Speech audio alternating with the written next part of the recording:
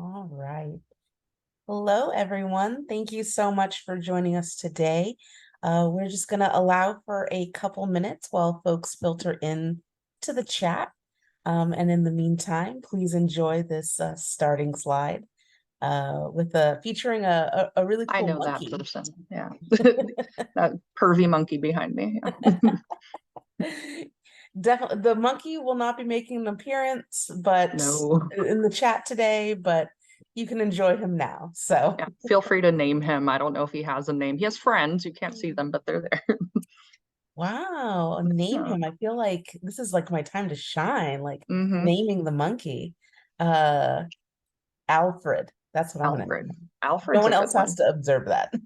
No. Yeah. Everyone can come up with their own name for the monkey. Like, you Yeah. know, name the monkey. He deserves it. He's been on that door for God only knows how many years. So Awesome. Well, thank you all so much for joining us today. We'll go ahead and get started. My name is Jenna Quinn, and it's my pleasure as the Assistant Director of Alumni and Affinity Engagement to welcome everyone today to this edition of the 49er Industry Chats. Um, just before we start, a couple of quick housekeeping items. We need to inform everyone that this is being recorded. So really what that means for you is that this is going to be available on our website on demand for you to watch again and share with a friend or a colleague or anyone you feel might get something out of it. And so that will be available for everyone at www.csuob.edu/alumni. And since this is a webinar format today, we're going to go ahead and encourage all of you who were able to join us live to submit any questions that you have for our guest speaker using the Q&A box at the bottom of your screen. You don't have to wait until the end. You can just go ahead and submit it whenever it pops into your head, and we'll make sure that it gets over to our guest speaker today, who is Dr. Kelly Whitten. Thank you so hello. much. I thank you so much for joining us, Dr. Whitten. Thank you for having me. I know we tried to make this happen and there were some hiccups, but that's life. And here we are. And I'm very excited to be here. I'm very honored that I was chosen. This is a real treat. Yeah, no, I'm so happy that this is able to finally happen. A couple couple years in the making, but here we are. It was the monkey. It was Alfred. He did it. It was Yeah. Alfred. Okay, I get it. Well, let me read your bio really quick just to get everyone situated here. So Dr. Whitten grew up in Tulare, California, and attended the College of Sequoias Junior College. She earned a bachelor's, master's, and teaching credential from UC Irvine and an administrative credential from CSU Long Beach. She also has a doctorate of educational psychology and CBO certification from the University of Southern California. As a site coordinator for the Gear Up for LA program, she plays a vital role in guiding students towards post-high school options, including college or vocational training, and ensuring they have the resources that they need for success. Welcome, Dr. Whitten. Woohoo. Excited to be here. Yeah, so let's just jump right in Okay. and let's start off with a little bit of background about you. Can you tell me about your life and your experiences before you were a CSULB student? And like what kind of brought you to, in your path? What led you to CSULB? Yeah, thank you. So yeah, I grew up in Tulare, California, and that's right between Bakersfield and Fresno, a little closer to Fresno. And it was a good place to grow up. You know, everyone kind of knew each other. It was a real close community. Um, School, this is gonna maybe sound a certain way, but school was never really super hard for me. Like everything kind of made sense. It was what it was. I went and I did my stuff. I did my homework. I turned in my things, and that's kind of how I got through. And I was lucky enough to be identified as gifted earlier than some other kids. So I kind of had that enrichment opportunity, which helped me um, kind of become a little more into education, I would say. I graduated in 1996 from Tulare Union High School, who were the Redskins but are now the Warriors. And no, the tribe. Just kidding. I voted for Warriors. They picked the tribe. Of course they did. Whoops. But yeah, so I graduated in 1996. I was one of the valedictorians in my high school, And I proceeded to go on to USC because my family were USC people. Um, my parents did not attend a university, so I was a first generation university student, and I went to USC and completely crashed and burned. I was not prepared for college at all. Like I knew how to go to school. Again, school was always easy, but I just didn't know what I was doing. And so I came home and I did go to Visalia, the College of the Sequoias, go Giants.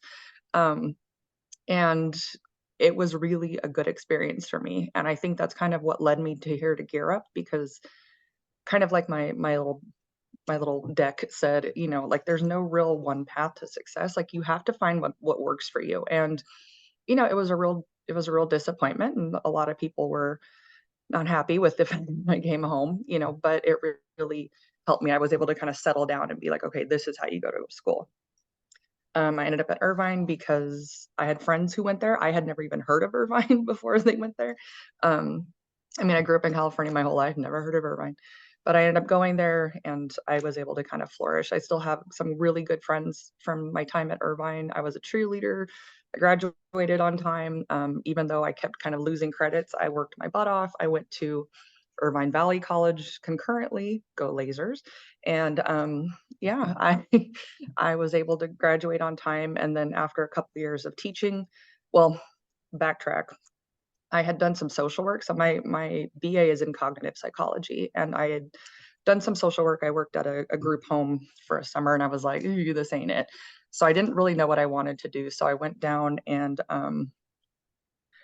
I signed up to be a teacher the day the application was due, and that's kind of how I became a teacher.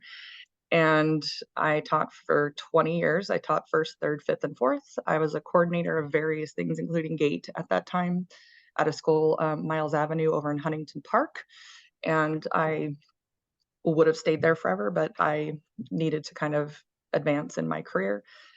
In '07, I had earned my doctoral degree in ed psych, and then I continued on to get a CBO certification. So essentially what that means is I've been to a junior college, a Cal State, Long Beach, a UC, a private, and I can, my master's is in curriculum design. So I can design curriculum, I could staff a school, I could run a school, I could fund the school, I could do everything for the school. So I figured if, when I was 3, I wanted to be an orthodontist. Didn't happen. And so now I figured if I'm going to stay in education, I might as well, do as much as I can to be as informed. I truly believe in enrichment, and so I'm always taking extra classes. I'm always doing extra things just to make sure that I stay timely and on top of what you're supposed to do. Because again, like even though education was not the path I had chosen for myself originally, it's the path I'm in, and the kids that I serve and the families that I serve and the community I serve deserve me to be the best that I can be. And so that's definitely part of my philosophy. So working for Gear Up, that's what I get to do. We work with, just at my school sites, we have about 1,000 kids. It's 11th and 12th graders. We're elbows deep in application season right now. So everyone's kind of freaking out. They're like, I don't know how to fill this out. I'm like, girl, me neither. So we're doing the best we can.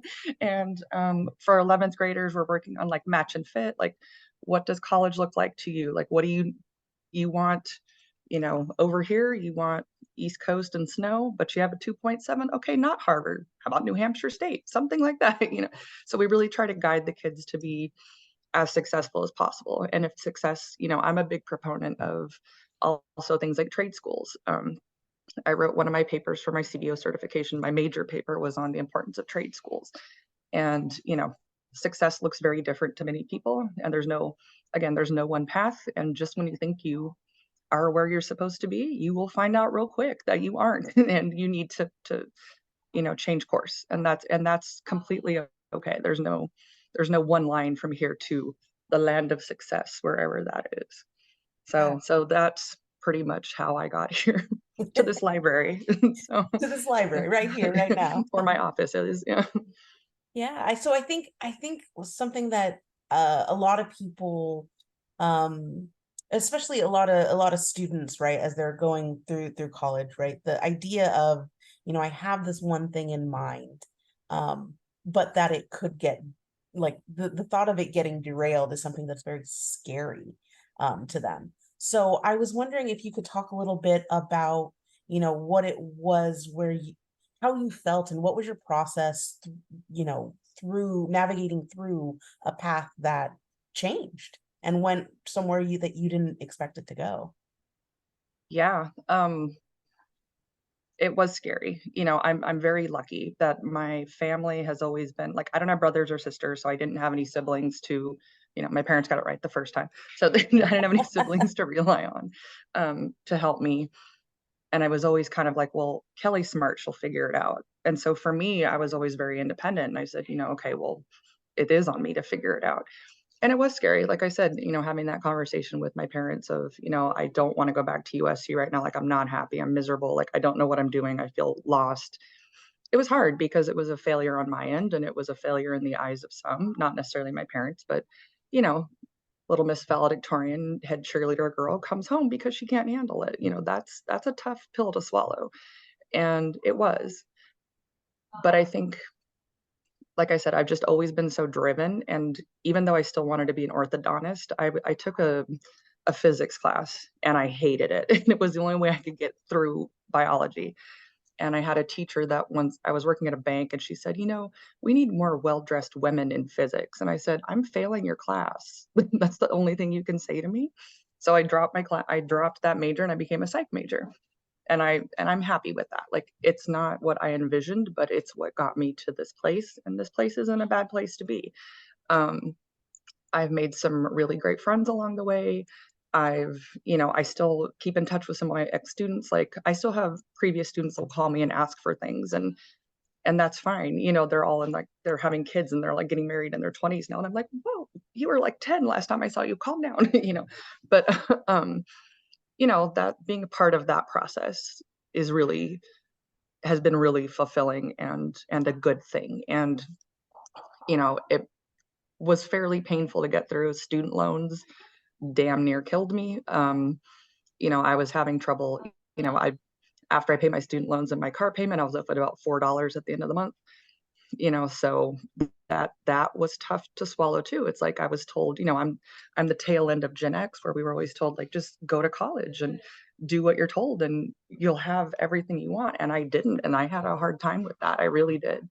Um, but really, I wish there was some person or something or some moment where I just went, oh, that's how it works. But there wasn't. And I made a lot of mistakes along the way. And I did a lot of things that, like, I wish I would have done differently. Like, nothing bad, of course, but, like, there's some things I wish I would have known. So in my job at Gear Up, I make sure those kids know those things, the stuff I wish I would have known. And, everyone's fine now. I'm doing okay. Like I said, I'm happy with the job I'm doing now. And like I said, I wish I could say there was one thing that made it better, but there wasn't. It was just a lot of hard work and a lot of, like, okay, just keep going, just keep going. You'll figure it out. Try again, put out that application, get out that resume, go talk to that person, join that organization, do that thing, and eventually you'll get to where you need to be. And I have to assume that this is where I need to be. Well, so and being a teacher, right? And being in Mhm. the not just a teacher, but being in the education space, and you can talk to this very, very specifically. There's a it's a lot of school, right? It's a lot of different schools. And when you came to the beach, you were actually going through the credential program. So Mhm. could you tell me a little bit about your experience, your student experience as a credential student, and then also your experience with education more broadly and going through so many levels of it. Right. Yeah. So I'll never forget. Well, so I got my doctorate and I was like, okay, so I'm Dr. Whitten. Here I go. I'm going to apply for these jobs. And I kept getting told, no, you need an administrative credential. I'm like, wait, I have this. What do you mean I need this? So it became kind of a necessary thing for me to go. And because I live in Long Beach, I was like, you know what? I'll just go to Long Beach. And I met a very good friend of mine. The first day we were there, we sat next to each other. We're both like, I'm tired. Do you want to be here? I don't want to be here. But it ended up being like the best thing for both of us. Um, like I said, just like with Irvine, I made a lot of really good friends at Cal State Long Beach. My program was an administrative credential program. There was a master's attached, but since I already had one, I chose not to follow that path. But a lot of my friends there did, and they were very pleased with the program. I thought Long Beach State was very helpful. You know, even as someone as seasoned as I was, like I had been going to school, I knew sort of how to go to school. They were still super helpful. Everyone was nice. I never had any issues with like my payments, anything like that. I even had the opportunity to take a couple classes outside of my credential just because I needed to kind of fill up the time. And I took a poetry class, which was something outside my comfort zone. You know, I took a poetry class that I still have all the poems I wrote and I love them. And I took a class on Native American art, and that was fantastic because art history was my history class at UC Irvine. So I didn't take regular history. I took art history, which was fantastic. Now I can go to the Getty and be like, hey, I know that. Um, but yeah, Long Beach State was actually super helpful. And I found there were a lot of people who would reach out to help too. You know, if I didn't necessarily have to like go from office to office to office, because I did experience that at one of the schools I went to. That's south of Long Beach, where you kind of had to like go search out, you know, where you needed to go. But no, I found Long Beach to be great. Dr. James Scott, he ended up being something of a mentor to me for a little while, and then we kind of parted ways, but not by any bad reason, just we kind of lost touch. But and that was the first time I'd really experienced that too, of someone taking an interest in me and going, you know what, you really do have something going now. You should, you know, you should be helping me out. So I helped him out with the creation of a program for another school district, which was awesome. But yeah, that was Long Beach State. And as far as like navigating education, the one thing I could say is just you just have to advocate for yourself. Even if you don't know, go to your department and stand in the lobby and be like, help. Anybody help me, somebody help me, and somebody will. Um, and just be a pain in the butt, you know, really just be a pain in the butt, because honestly, you're paying a lot of money to make your life better, which in turn makes society's life better. So you're doing something for like the good of yourself and the good going forward. So, you know, they just as much as you chose the school you go to, they chose you too. So, you know, let them help you. Take every advantage of everything you could possibly do, and just, you know, I could say like work hard and do your best. That's true also. I mean, I think by the time you get to college, you kind of know that part. But, you know, look for your tribe, find organizations that you're interested in, and just go one time. No one's going to think you're a weirdo if you show up to the knitting club because you want to knit. You know, just go. You might make friends. You might make a connection, and any kind of connections you can make, you have to make those and nurture those, because that's how, especially in education, it's all about who you know and who, you know, you did that one thing that one time for that one person. You're going to call on them. You're going to see, it's very incestuous in education. Like you'll see them and see them and see them and see them. Like even in the program I'm in now, when I went to the interview, it turns out one of the ladies who was interviewing me, we got our doctorates together, and I didn't even know she was going to be there. She had no idea. Like it just happened to be there. We were, you know, it was like, hey, it's like Spider-Man, you know, it's like, hey. Um, you know, but yeah, that's kind of how it works, especially in education. It's all about the networking, and not a lot of teachers are very into that. You don't go into teaching to network. You go into teaching to sit in the classroom and deal with kids. But if you do want to do more, because my thing is I want to do as much as I can for as many people as I can, because you know I have the time and the resources to do it. So that's my philosophy. But also, if you just want to go in your classroom and teach your kids and that's it, that's fine too. Like there's no right way to do it, but you will find that the more help you can get and the more people you know, the better it is, which is why I also got really involved in the union as well. Like I'm a big believer in unions, and you know, the union has really helped me a lot. And I've always found that's a good way to kind of get involved and learn more about education and like policy issues and stuff. And that'll make you a better advocate for your kids. So That's awesome. Yeah, no, I honestly, I think that stand in the middle of the lobby and the education lobby shout. and yell help is probably my favorite piece of advice that's ever come out of the 49er industry chats. And that's because I know the College of Education and they absolutely will. Like if you Oh, just yeah, went there someone will and were come out of like, their office like, "Hey, what's yeah, going on? how can I help you? What's happening? What do you need?" Yeah, yeah. But something else that you had brought up, that I kind of want to, that I definitely want to touch on, is the role of mentorship in education. Um, how important is mentorship in education? And then I know that you talked about a little bit about a mentor that you have had. Is that your only mentor that you had had? Have you had mentors? And yeah, what's mentorship like in education? Mentorship is a funny thing because I feel like especially in education, you have to know why you want a mentor. Like not Mhm. just someone to kind of teach you the ropes or like take you around to meet people, but like what are you hoping the mentor is going to do for you? Um, in the case of the mentor I had, Dr. Scott, who was lovely, just a wonderful man. Um, I just needed to pad up my resume a little bit because I'd been working and working and working because the student loans, I need more money. It's like, you want me to do what? Is there money involved? Excellent, I'll be there. So I never did a lot of that networking, which is why I brought it up. It's like that networking is still important even in education. So for me, a mentor was somebody that could help me like be involved in things that would show a range. So it wasn't just me teaching fifth grade all day. It was also me doing these other things. Um, if you want someone to help you, refine your craft, be a better lesson planner, be a better disciplinarian to students. Follow a better discipline that like is helpful for the kids and not just a like I told you to sit down, so sit down. Like how do we have those restorative practices that show kids that they belong and that they're valued members of the classroom community and not just little kids who sit there and I'm the adult and I tell you what to do. Um, so mentors, I think you really need to find someone not just because they're willing to be a mentor. Like you can't just go up to them and be like, "Hey, will you be my mentor?" Sure, great. That's like eighth grade dating, right? It's like, I like you. You like me? Okay, let's go out.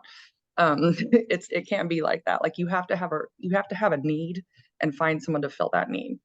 And if the person you admire doesn't reciprocate, kind of like in eighth grade, they don't like you, you just move on, right? You just move on and find someone else who will mentor you. Um, I never really had I can't think of anyone past that, but again, I feel like that's more like my fault. Like I never saw the value in it until I started being in education for a little while. Like it to me, a mentor was someone like if I worked in finance or someone you got a mentor and they like the business world, like someone would do that for you. But it never occurred to me to have one in education for whatever reason. I don't know why. But and once I got Dr. Scott, I realized how important it is. And I actually signed up to be a mentor for Long Beach State. And I was connected with a young man named Patrick, who I need to get in touch with. But I think it's important. Like I'm such an open book. Like literally anyone on this webinar, if you saw me on Second Street and was like, "Hey, you're that lady that one time. If you need to talk, I'll talk." Like, I have no problem talking with people, reaching out, giving advice, and part of it is also kind of knowing what advice works for you and what doesn't, because I've received advice that's not helpful to me. It doesn't fit in with either my values or how it doesn't make sense to me, and that's okay too. But still seek those partnerships, seek those people that you feel comfortable with that can help guide you. And you know, like I said, go into it with a sense of what you want to get out of it. Because it is a relationship. You don't ever go into a relationship not wanting something out of it. And then also, just keep going. Even if the person, when I got my doctorate, the person I studied under changed how I thought about teaching, literally changed my whole philosophy of teaching and dealing with kids. It turned out to be a nightmare. So, I had to, I had to pivot and do something kind of different. And if it wasn't for these nice people at, USC that stepped in to help me, I don't know if I would have finished, so keep going, even if it's disappointing, even if you're not getting the advice you think you're looking for, and be open to advice you're not thinking you're looking for or don't want to hear. Because sometimes a mentor is there to be like, yo, this ain't it. Like you need to be doing something different, or your attitude needs to change, or you need to be thinking about this in a different way. So, a mentor should be there to guide you and kind of tell you some things that you don't want to hear all the time. And that's okay too, but be open to that partnership and be open to that possibility that, you really are being led to where you're supposed to be. No, fantastic. I mean, I think that that really does put a nice angle on mentorship. Yeah, And especially for teachers, limited time anyway. You got to make sure that you're I know, right? getting what you need out of it. Yeah, talk to me while I'm doing copies and like eating my lunch and like, checking to see if the bathroom is open and all that stuff. So you live your life by a series of bells. So, you know, Hey, I think that transitions perfectly into my next question, which okay. is, you know, in your current position, what does a typical day look like? Ooh, that's a doozy because there is no such thing. When I was teaching, again, it was so structured, and that's one of the things I both loved and hated about being a classroom teacher was you knew what to expect, but you knew what to expect. Like there was no surprise, there was no, and if you needed to go to the dentist or something, you kind of can't take the time off. You have to do everything outside of work. And um, but right now, working for Gear Up, what it is, my I work pretty far away from Long Beach, so I'm on the train around 5:30 every morning. So I'm getting up super early. By the time I get here, I open the office, I check emails, I kind of do administrative stuff, and then the day starts. Like we could have a pack of kids come in asking about a field trip we're going on. Like we're going to Cal State Long Beach or Cal State LA tomorrow. Um, we have kids coming in and saying, I need a letter of recommendation for this, for the Coca-Cola scholarship. Oh my God, oh my God. And so we have to like do that. It's going to talk to teachers and advisories and saying, hey, can we come in and advise your kids? Can we do this? How can we support you? You want to do the TI mentorship program? Okay, well, let me connect you with this person. So my job is almost like air traffic controller. So we have all of these things that Europe does. There's like a list, like a scope and sequence list. And it's my job to make sure that's all happening. So the other women in my team, they're the ones that really go in and do the advising and do the work with the kids. And it's really just my job to set all that up. Um, Usually at the end of the day, we get kids to come in and, hey, can you look at this for my application? Hey, I don't know how to talk to this teacher. Hey, I just want to come in here and have some candy and just sit here. So we do all kinds of stuff like that. But a lot of it is just for me at least, like no 2 days are alike, and it's all sort of the same thing, but depending on the day, I might like after this, I have to go up and talk to a teacher, then I have to go talk to a counselor, and then I have to go pull a kid out. So to give them like a why didn't you come to this thing? So, and tomorrow it might be just me out on the yard talking to kids and talking to counselors. I mean, it could be a lot of things, which keeps you on your toes. It can definitely be stressful when there's a lot of things going on at once. But it makes the day go by in a way where at the end you're like, okay, I've been productive. One of the things about education I always tell people is, especially new teachers, and I have a couple prior students who are now teachers. I say, you're going to go home every single day and go, I wish I would have done this or that or X, Y, or Z. You're never going to get to every kid you wish you would have gotten to. You're never going to get to every paper you wish you would have addressed. But you just keep going and you keep going through that cycle and you keep doing the best you can and keep just keep pushing forward and make sure you do the best you can every day. And tomorrow's a new day and it'll probably look different tomorrow. So yeah, it's the days are exciting, we'll just put it that way. Exciting and different. And I think that's really appealing to Like the a Love lot of Boat, people. exciting and new. Yeah. But I know that something in the education space that's always um kind of up in the air. And so I'm wondering what your take on it is. But how do you find a work-life balance? Or is that something that Well, educators are just don't expect to have it? um, it really depends on how you are, Mm. because I'm the kind of person where like I would get there early and work through my recess, work through my lunch so that I could go home and not have a whole lot to take home. I know teachers who would stay till 5 o'clock because they wanted to do this and that and make sure things were just so and just what. I was more of a like organic teacher. It's like the kids will come up with it. We will do this together. Like I don't need to make all these copies because the kids can do it, kind of thing. But it just kind of depends on how you are. Like everyone's so different when it comes to education, and it's all fine as long as you're fine with it. I found my work-life balance to be a little easier before this job just because my hours are so much longer. It used to be I'd leave the house at, you know, 6:30 and get home by 3. And now it's I leave the house at 5:30 and I get home by 6. So, it's yeah, a lot of fun. Um, but I do like to exercise. I like to run marathons and 10Ks. I'm doing the Dodgers 10K at the on Saturday. So if you're out, say hi. Um, Exciting. yeah, I know. I've done it every year they've had it. It's really fun. It's like a nighttime run. And downtown's all lit up and Dodger Stadium's up on the hill and everything. But like I just try to find you get in where you fit in, like like Too Short said, get it while the getting's good. um, and really you find time. You find time for those things that are important to you. And my priorities have shifted. Like I can't go home and just sit on the couch for an hour and veg out. Like I have things to do. Like if I want to go for a run, I better go now. I better get a nap in. I better do this because, you know, 4 o'clock comes early and I can't be out running at 11 o'clock at night because I can get up at 6.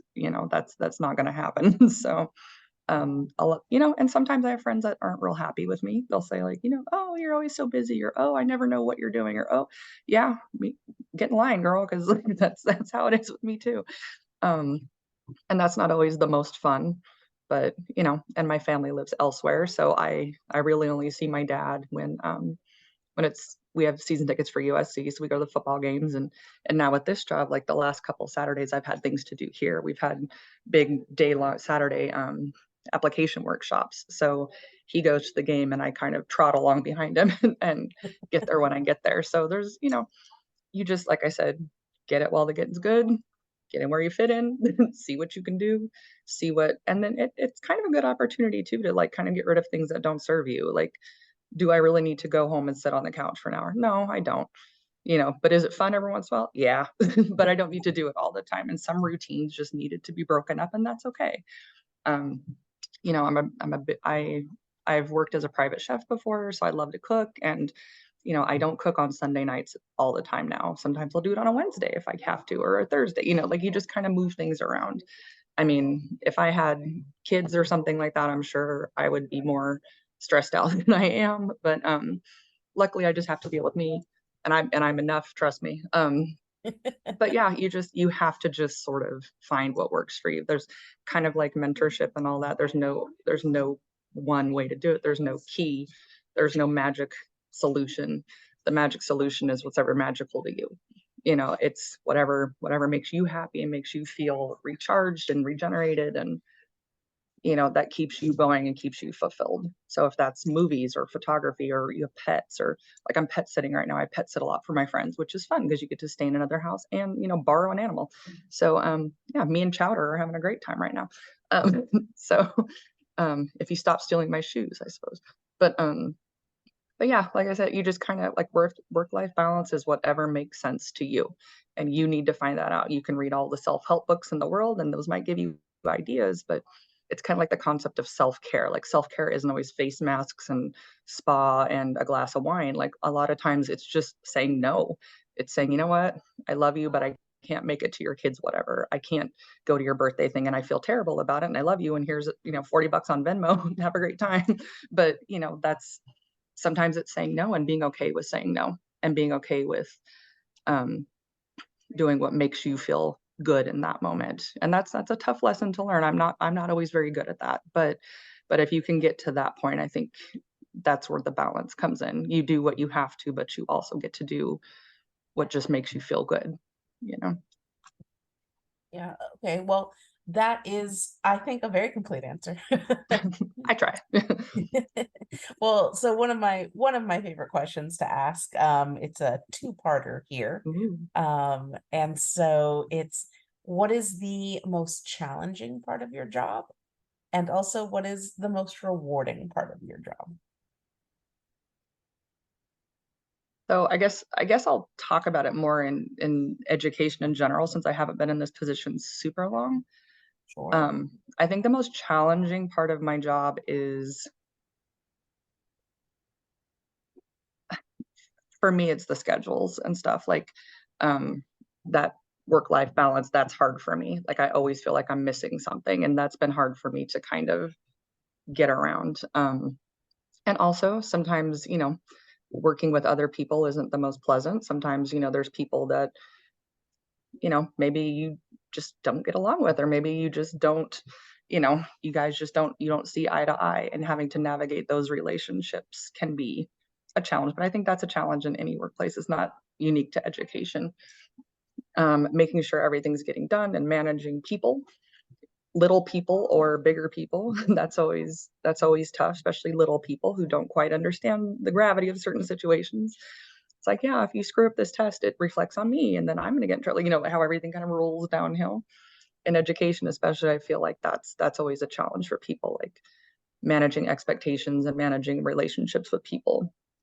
But the most rewarding thing, I mean, obviously in education, it's when you have those kids that like I think of my student Marvin, who I'm pretty close with now. Like, I remember when he, I've seen him since he was 10, and he moved away, but we still stayed in touch. Or Yesenia, she's now a substitute, or Jennifer, who's now a full teacher, Carla. Like, I think of all of these kids that I've been in touch with all these years. And, when I was in Huntington Park, like I rolled through whole families. Like I had the brothers and sisters and cousins and aunts. And I once had an aunt and her niece in the same fifth grade class. So I know, wild, right? So, those relationships were great. And those, I still get phone calls and stuff like, hey, Dr. Whitten, can you help me with this? Or do you know anyone in the district who can do this for me? Or my kids, I always say, the kids came with a money back guarantee. If they start messing up, you call me and I'll show up at your house. And I'll be like, get out, get out and get your pencil. We're done with this, but that's so rewarding, because it's,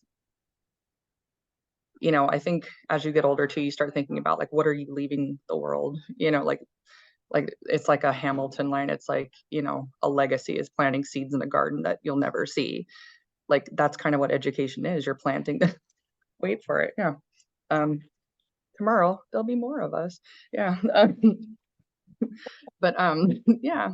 Um, that's rewarding, is to know, like, even when I'm gone, like there will be people here who will be like, oh, remember we had Dr. Whitten and she did that funny thing or whatever, or she helped me with this. Like Crystal, I just reconnected with one of my students, Crystal, and she, I remember when she got math and she just burst into tears. She's like, I never thought I would get math. Oh my God. And I'm like, that's it right there. And she still talks about it, so it's like, you never know the impact you have on people. And sometimes that's, it's hard. You go home and, like, again, I would go home, get in my car every day, go home and be like, I should have done this. I should have followed up with him. I should have done this one thing. But ultimately, it all kind of balances out. And the reward is later on seeing, successful little people that you had one little moment with them that made their lives better. My dad was a football coach, and he would talk about that too, about like how it was nice to see these kids grow up to be like young men and things like that. And I think that's a good thing, like to be part of like a community and be part of that. So Yeah, that's honestly beautiful. And I think one of those things that, you know, it's so why we cliche, say like teach, it seems yeah, so like touchy feely fuzzy, like I make a difference, but but you I don't need it on a do. t-shirt, like I don't want a coffee mug that says teachers make a difference. I don't want that. Just go be a good person, save your money and go be a good person. That's all I want for you. I'd rather raise good people than good test scores. That never made me terribly popular at my schools. I didn't really care, because ultimately it was that kid. When's the last time you took a standardized test as an adult? Never, Exactly. So never. past maybe like your driver's test or something, so I'd rather raise good people. And I feel like I always tried to do that, at least. Awesome. Well, I feel like, so I don't want to, in these 49er industry chats, I always try and ask one of those like buzzword questions, or Mhm. those industry, the Buzz newest away. hottest Yeah. thing. So I want to know your take on AI and what kind of Alan Iverson impact is great. I miss him. what kind of impact artificial intelligence is having Oh, in the education space. that's a really interesting question, because it is such a hot thing. Like, um, being as I've spent most of my time in elementary where they're learning the basics of stuff and they're learning how to comprise sentences. And a lot of people say like, oh, spelling doesn't matter, grammar doesn't matter. And you see it all over social media. Like I would, towards the end of teaching 5th grade, I'd get kids to be like, RLYRUSRS. Like, I'm like, no, baby, you can't write that in a formal paper. Are you serious? No, don't. I'm serious. Knock it off. So, technologies change, things change, but I do believe the basics of things like communication don't change. And you need to be able to communicate effectively, clearly, and so that you're understood, especially now that, there's a lot of contention and people don't always want to understand. They want to be right. You need to be able to communicate in a way that like gets your point across and you can back up. Um, you can kind of verify what you're saying. I think AI is great for adaptive reasons. If especially kids who have trouble like speech production, things like that, or if you have like an oral processing delay or something like that, I think it's great. I had a student who would do text to print for their papers because they had great ideas. They just couldn't get it out, and their attention was such that by the time they got to what they wanted to say, they were already over it. Like they couldn't, they were already over. They wanted to do something else. They were running down the street, and for that kind of thing, I think AI is great. What I don't think it's good for is developing ideas. No one wants to work. Everyone wants a shortcut, including myself. I mean, why do we get Roombas for our house? Because we don't want to vacuum. We want something else to do it. Can't someone else do it? But when it comes to communicating, I think we cheat ourselves if we take that kind of shortcut. We cheat ourselves out of the opportunity of being curious and gaining knowledge and being able to express ourselves and making mistakes. Like I always told my kids, like if you know everything already, you're not learning, you're just regurgitating. I said, so when you make a mistake, I love it because it means it's an opportunity to do something different. And again, that's cliche also. It's like we only learn from mistakes, but that's true. And if we're communicating, sometimes those mistakes are where the growth really lies, like having an argument with somebody, but being able to clearly articulate yourself. That can feel really good. Even if you lose the argument, it can still feel really good. And I think AI can sometimes rob kids of that opportunity to go through that struggle, that productive struggle and that growth. So I think it's good for certain, like if you need to write a letter to somebody and you're not that into it, maybe that'll be helpful just to like bang it out. But when it comes to learning, I just worry that, and I don't know a ton about it because I just haven't pursued that, learning much about it. But I just feel like, again, like there's just such an opportunity in learning to formulate your ideas and do your own research and come up with your own conclusions. And there's a lot of value and pride in that. Like you feel good when you understand something, and to just regurgitate it just to get an A, that's performative. You're just performing. You're Alfred. No one wants to be Alfred. Alfred stuck to a door. So yeah, like I said, I think it's great for adaptive reasons for people who struggle with being able to express their own ideas appropriately or productively in a way that they want to. So I would use it as a tool along with teaching to kind of flesh things out and make it your own. It's almost like a recipe. And of course, you always add 10 more cloves of garlic than it says, and you always add, cheese to it. It's not really the recipe, but you have the bones of it, and you just make it yours. Like I think that's where AI could be really helpful, at least right now. Going forward, if it turns on us and we become slaves to the computers, then we did it to ourselves. But right now, I just think it's great for adaptive reasons. But I have my reservations, I suppose. Awesome. A question from the audience.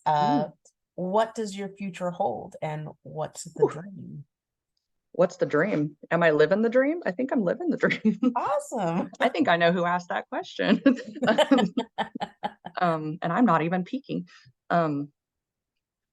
Hopefully, it's so funny because I just turned 45, and technically, according to LA Unified, I will be able to retire in 7 years, but I won't be old enough. So I'll have to work at least a little longer to be able to get my full retirement, which is an interesting concept. I never even considered retirement. It's like, what is that? I don't go to work? Wait, what? You're going to pay me? Whew.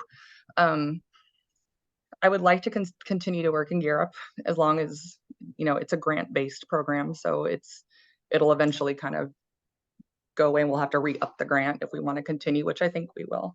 It's really popular and it's federally funded. So as long as the government doesn't shut down, we should be fine. I would like to continue doing, again, my mantra is just like do as much as I can for as many as I can. And, I want to continue to strive for that work-life balance, strive to spend time with people I care about, like, my friends, like my family, Chowder the dog, just keep those relationships going and keep finding ways to stay curious and stay busy and stay,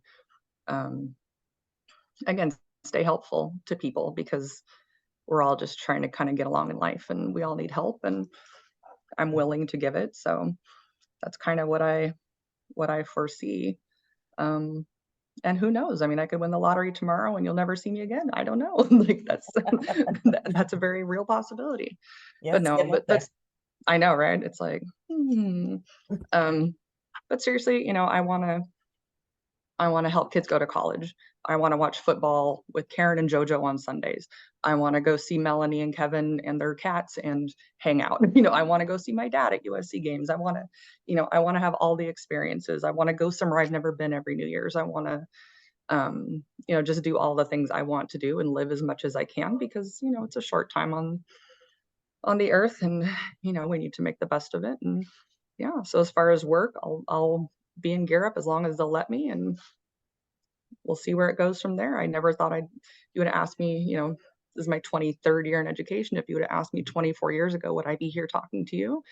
I'd be like, what? That makes no, girl, what are you talking about?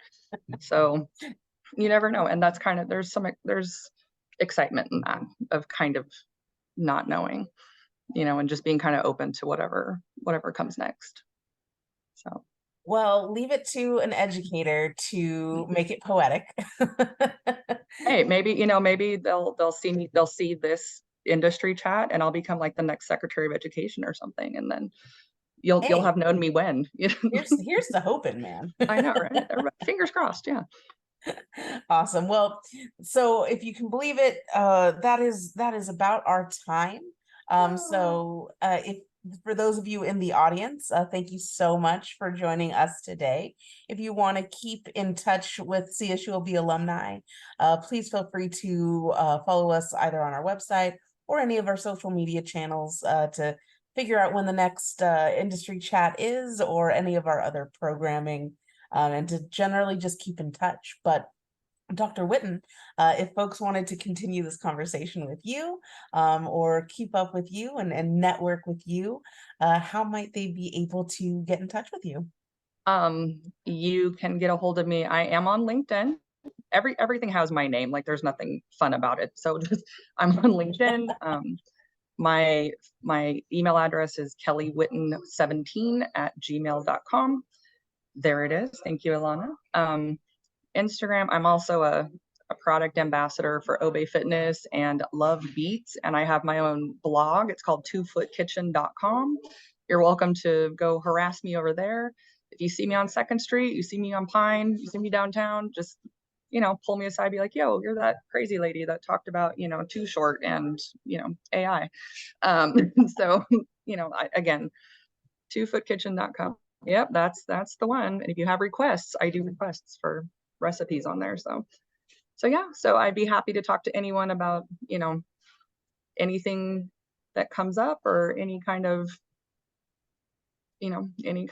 questions you may have. I'm a pretty open book. So I look forward to the possibility of talking with you. And now I need to go contact Patrick, since I'm his mentor, and I need to get on that. So yeah, and before he gives up on me.